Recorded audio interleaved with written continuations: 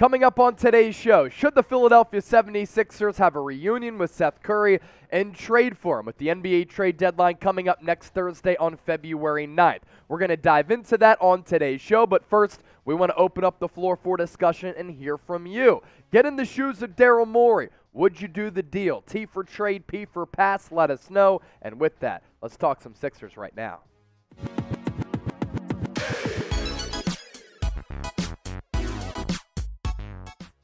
Let's get it. Welcome into Philadelphia 76ers now right here on Chat Sports. Hope all of you are having a fantastic week as the Sixers continue to play fantastic basketball. Really at the topic of the forefront today, we're going to talk about whether or not the Sixers should trade for Seth Curry, who's been rumored here over the last couple of days as it's starting to gain a little bit of steam heading into next week's NBA trade deadline as a potential trade candidate heading into next Thursday. Curry went off against the Sixers last week, hasn't had a great year by his standards with the Brooklyn Nets, but as he's operated in that two-man game before with Joel Embiid and the Sixers team does need some more shooting, he would be an ideal trade target for Philadelphia, and could they get him back at the NBA trade deadline? You go back to the last game in which the Sixers and Nets played, it was wild. A bunch of scoring. The Nets shot more than 60% from the floor, but still took home the L as Philadelphia was lighting it up from downtown. And Seth Curry, against his former team, looked at Doc Rivers, looked at Joel Embiid, and said, "Get me out of Brooklyn, bring me back to Philadelphia where I played the best basketball of my career." And we saw glimpses of that against the Nets. 32-burger, 4 assists. He went 11 of 20 from the floor, including a deadly sniper type of flow from long range, 7 of 10. As for what Doc had to say about Seth, I wanted to just smack him because he's his son-in-law, right, Coop?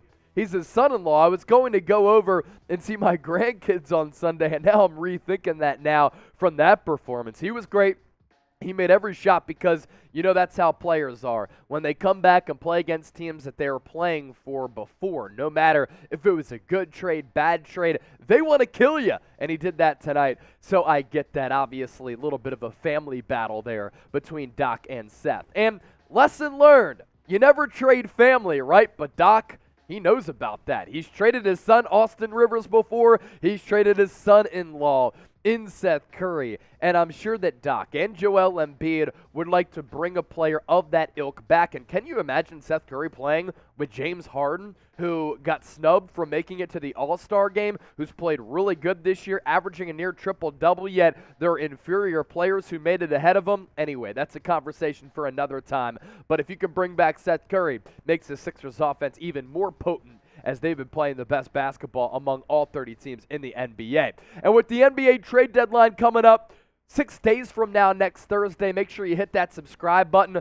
Here at Chat Sports, we'll be keeping you in the know with everything that goes down with Philadelphia. I am going to be in Arizona covering the Super Bowl on Philadelphia Eagles Now, but regardless, whether it's me, somebody else, we'll let you know if the Sixers do make a move. As for Seth Curry, should the Sixers explore a Curry reunion ahead of the NBA trade deadline? We're going to continue to really dive into that and get to the nuances of that conversation. Some of the pros, some of the cons, but first, 76ers Now is sponsored by Rocket Money.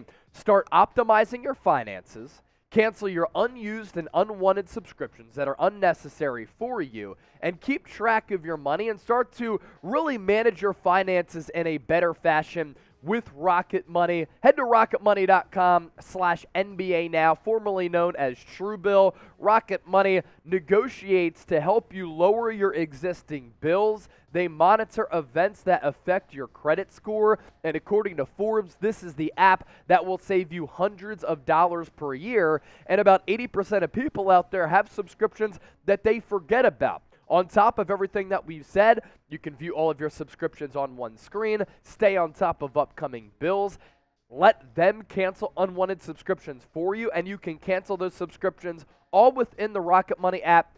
All you have to do is hit cancel. So one more time, optimize your finances with Rocket Money. Head to rocketmoney.com/NBA Now, free download. All right, going back to Seth Curry here. Like, you think about how Embiid has had a lot of success with some of his teammates throughout his NBA career, right? J.J. Redick and him operating that two-man game on that dribble handoff. They love that DHO action because it frees Embiid to be a dasher going to the cup or with the ball in his hands, pull up mid-range jumper, or he can go to the rack if he sees a mismatch that he can certainly exploit.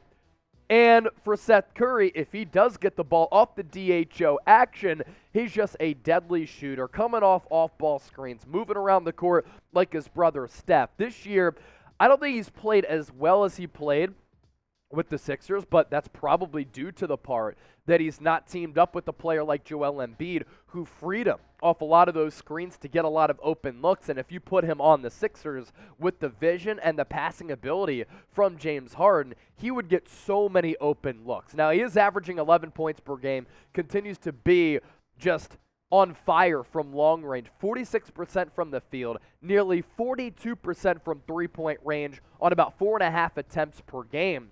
The Nets don't use him like the Sixers did, but with Seth Curry, honestly, could those figures increase a little bit? He started to really pick it up over the last couple of weeks after getting off to somewhat of a slow start with Brooklyn this year. He is coming off the bench, and with Philadelphia, he was oftentimes in that starting lineup. He is not a good defensive player, as we're about to talk about, but what he is, one of the best bench shooters right now in the game of basketball. And his stats with Philadelphia, I had said, the numbers were better with Philadelphia as compared to Brooklyn. 13.5 points per game, nearly 48% from the hardwood, almost 43% from three-point range, and he was taking more three-pointers per game. So he would probably be excited because that three-point attempts number honestly might get to 6, maybe even 7 with the Sixers. And I just think that he would be a great fit to bring him back because Embiid has said he really likes playing with players like that. And trading away shooting, it's never a good idea. Of course, you had to have him and include him in that deal for James Harden. And you trade away Ben Simmons. Philadelphia, regardless of how they finished in the playoffs last year, how they're going to finish this year, they've won the deal. Have you watched Ben Simmons play this year? He is legitimately sneezing every time he gets his hands on the basketball. He's allergic to being an offensive player in this league. And in order to bring in James Harden, to maximize your chances of trying to win a championship, it obviously didn't work because you went down in the second round again, as I like to deem the Sixers, the second-round Sixers. You won that deal, and you had to include Seth Curry in it, as well as Andre Drummond and those picks in order to make that deal happen. But if you bring him back, there are certainly some pros, but also some cons as well. The pros here, elite shooting, familiarity with Doc Rivers' system, and a very affordable salary. Like, it was a highway robbery how Daryl Morey was able to pull off that trade in bringing in Seth Curry, trading away Josh Richardson. Producer Coop, who you've seen and heard from a lot here on 76ers Now, he's a diehard Mavs fan, and he's still not over it because you got Josh Richardson if you're the Mavs, and you traded away Seth Curry, who would have been a great fit alongside Luka Doncic. Some of the cons here. Are you admitting to a mistake? Yeah, maybe a little bit, but Doc Rivers and Daryl Morey probably don't really care about that all that much. Losing draft capital, bad defensive player, and the Sixers rotation already somewhat tight. But my goodness, move aside whoever would be ahead of a guy like Seth Curry, and the lineup combinations that you could use, very, very deadly. So here's our trade idea here. And I think it's a doable one. You have to part ways with some defense and Matisse Thybulle, but Brooklyn gets a very good defender. They don't really need all that much offense, which is why they can trade away Seth Curry. And maybe for Thybulle, he gets some more tick and burn with Brooklyn. You trade away Daniel House. I don't really care much for Daniel House on this roster, and then 2 second-round picks. I'd do it if I'm Philly. Would you do it? Let's circle back to that previous poll question that we started today's show off with. T for trade, P for pass. Let us know down below in the comment section. And if you made it this far and you're subscribed and you love the Sixers like I do, I want you to comment real one down below. And don't forget to subscribe because this is your home for Sixers coverage heading into the trade deadline next week.